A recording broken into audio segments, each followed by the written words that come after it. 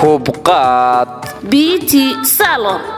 wax badan baan hubqaad iyo haybinayay hoy wacanootinta ii hagaajo jirka ii habeeyo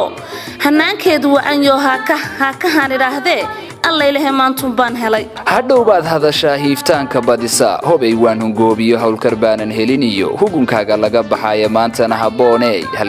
halkee baad u socotaa heensaynta guudkii timahoo la hufo iyo hanaanka iyo quruxda iyo bilicda iyo habeynteeda halka laga heliyo hubqaad baan ku socdaa hoy lagu aroostiyo mar haddaad xaflad tegayso quruxdaada habboon haba laga yaabe si maro hubqaad ka hagaaji staylka hubqaad beauty salon koofeerka habaysani hawsha uu qabtiyo magaciisa habboon inaad ka heshay heedhawaan arkaaye maxaa lagu hayaa haddaba hubqaad beauty salon oo sanadkan cusub ee 2016 lagugu sameeyey dib u habeyn iyo casriyeyn ballaaran waxaad ka helaysaa maydhista iyo dhaqidda jidhka sida xamaamo maqribiga iyo weliba qurxinta aroosyada dhisitaanka timaha oo adeegyadii hore lagugu soo kordhiyey istayl cusub oo ay ka mid yihiin hair designing hair dressing hair coloring hair washing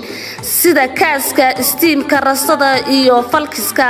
taajajkii toobabkii meherka iyo sabiibta saadhiyadii toobabkii aroos wadaadka iyo weliba xariirtii asliga ahayd waa xinayntii gacmaha iyo lugaha waa xinna suudaani oo sanadkan cusub lagugu keenay New Sudani Design waxa intaasi ku dheer dhaqista wajiga iyo gacmaha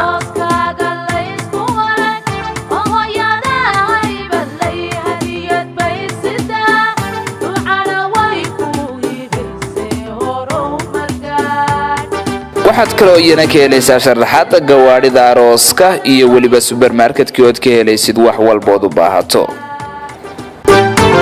wixii faahfaahinaya intaa dheeraadana kala xidhiidh telefoonada shaashada hortaada kaaga muuqda ama soo booqo